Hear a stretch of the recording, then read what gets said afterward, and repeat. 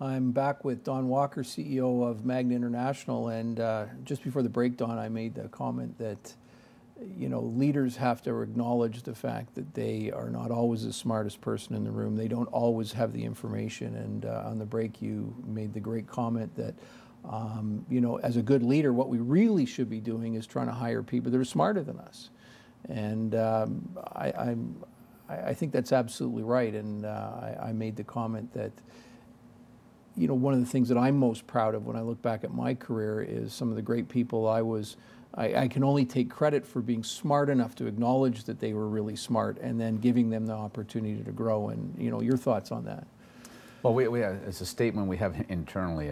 Frank Stronach used to say this, and he's very ready. He said, "There's no such thing as a bad employee. There's only bad managers." And if you have to make decisions in business, because if you don't make decisions, everything gets stalled. So all you can try and do is make more good decisions than bad decisions. And when it comes down to people, you want to spend a lot of time on it. But if you can pick 10 people and 8 of them work out well, that's extremely good batting average. And you definitely, if you're the smartest person in the room and you've hired everybody else in the room, then you have done a very good job hiring. You want to have people who are good at what they do, partly because it makes your own job easier. And the objective of any manager should be put yourself out of work. Have people that grow up in the organization, take on the challenges, take a load off you, can basically run without you. And what that will free you up then to start thinking more creatively, to dig into other areas, to do things you wouldn't normally be able to do. But if you hire people and you have to do their job for them, then it's certainly not a value added. Well, I find that, one of the things, people make that transition from being a doer to a thinker. And what I mean by that is, all too often we take someone who's really good at doing something and say, well, then you would be a great manager of people, and they become promoted. And maybe that management is not something that they have initially got a great skill set at. So we need to support that. So I think we have to understand there's a great big difference between doing the tasks and managing the people. And I think what you're talking about to a certain degree is the kind of manager or a supervisor, leader, whatever the term you want to use, who they still want to control things. They still want to be the person who makes all the decisions. And I think the great managers or leaders are ones that, as you say, want to step back, let other people make those decisions based on providing them with some guidance. But not only can you think more creatively, but then you can get promoted yourself as well. That's true. One of the things, the business model we have is being very decentralized, and everybody runs their own business units. We have 270, 280, 290 different business units. We get a monthly profit and loss statement on each one of them. So you may say, well, you're putting an awful lot of work in that person. But what it really does, it allows you to take all the bureaucracy out, let that person make the decision, report to one person who can oversee what's going on. And you will then find out who's doing a great job because they're growing the business, they're growing it profitably, and they're treating people well. Mm-hmm. And I would say the lead indicator on poor financial results is somebody who's not treating their people well. And that's why we put the employee opinion surveys in, because you'll sort of we'll get a score. It might be an 80 out of 100. Then it goes to 70. Then you say, that's a big red flag. So what's going on? There's something in there. It's changing that culture. But if you have problems with people on their survey, that means the next thing you're going to have probably is productivity problems, you're going to have quality problems, and then you're going to have a pricing problem, and then people are going to get more unhappy, and it's sort of a downward spiral. So you can track the financial results, which is what we do very carefully, and see who's a really good business leader. But what you really want to do is get a lead indicator, and that's how people feel about how they're being treated and whether their suggestions are taken seriously. We have one line in the question: do people listen to your continuous improvement suggestions? And if that's number 9, if that's low, we know there's a problem.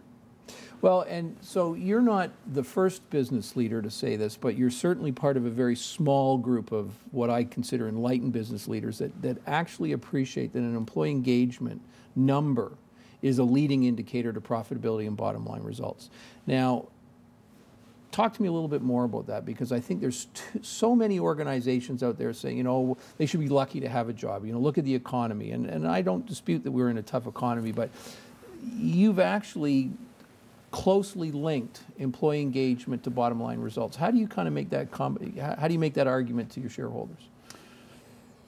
Well, I would say the shareholders, for the most part, I wouldn't say they don't care, because some people like to know what's going on. Other people just want to, they're buying and selling the stock. How we pay people internally to the company, how we share profits, it's of interest to them. But at the end of the day, they just want to know, is it working or not? Mm-hmm. Is the company growing? Is it making more profits? We've had an awful lot of people looking at corporate governance lately, and you see them in all public companies, and they want to get involved in that, and they want to get involved in this and this. So we have, in a public company, you have a board. The board should be managing the company. We've done a lot of things to improve our perception of corporate governance, and I would say to things we believed in.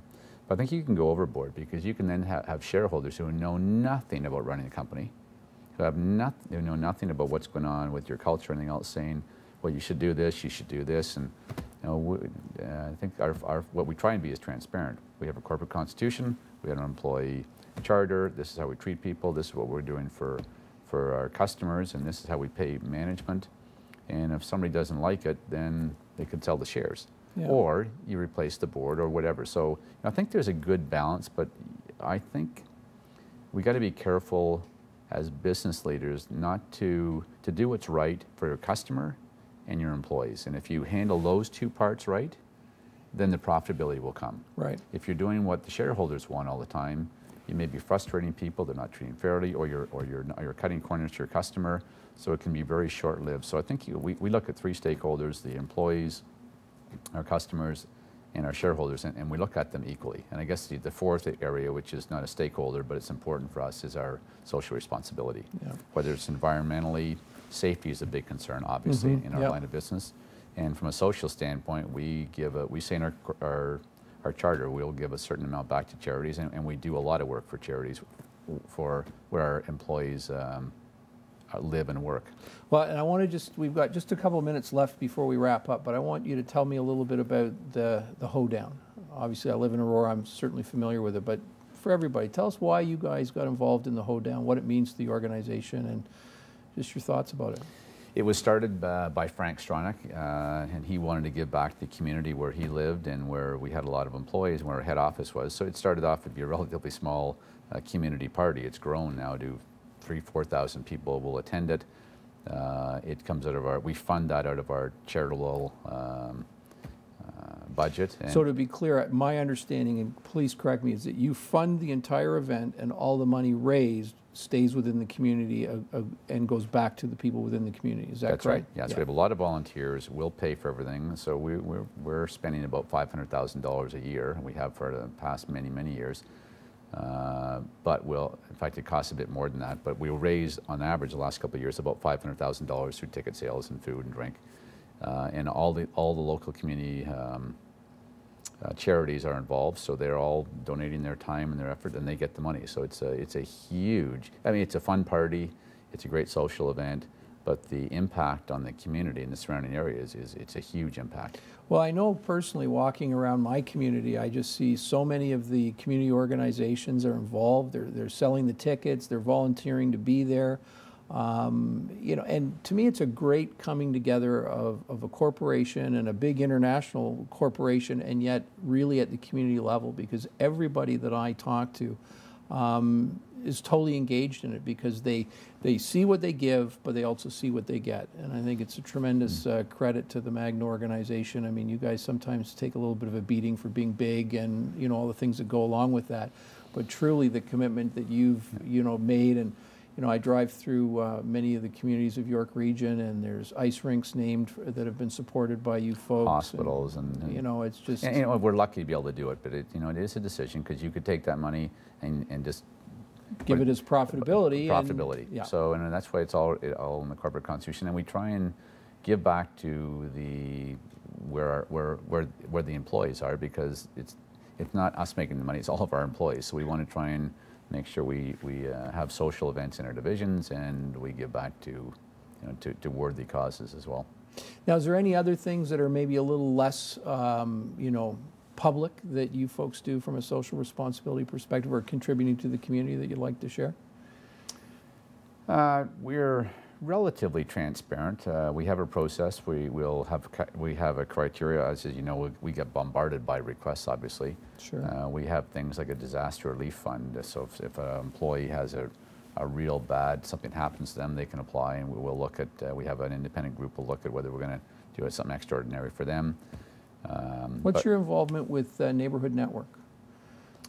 That was it's basically created and it's run by Magna. Right. And it's, so we funded that. There's Belinda's Place is another local charity. So there's a lot of charities that we've got, and we've got a specific budget we can't exceed that Right. protects the shareholders. Sure. And we have criteria for what we would support, what we wouldn't support. It goes through a committee. Ultimately, it'll go to the board at the end of the year. It's something new we put in to make sure we're being fair and making good decisions. And you know, it's a privilege to be part of a company that's successful and everybody works hard, and hope that everybody enjoys coming to work. I mean, people might not want to work, but if you're going to make a living, you want to come and try and enjoy what you're doing. Absolutely. And for on that note, I'm going to have to call it, because can you believe an hour is already up? Well, it was a real pleasure talking to you, and it's a great, very important subject. Thank you. Well, I think it is, and I'm so delighted that you were able to join us today, because Magna truly is a leader in so many aspects of the business, not only in the profitability, but also in terms of the way they treat their folks. But that's all the time we have for now. So thanks again to Don for sharing his insights and experiences with us so freely. For more on the show and to share your feedback, go to rogerstv.com. You can always connect with me online at billhogg.ca, where you'll find lots of information and articles on building a high-performing work environment at your business, or to simply ask a question. Thank you for joining us. Our goal is to inspire leaders like you to accelerate performance. Best wishes for your continuous improvement.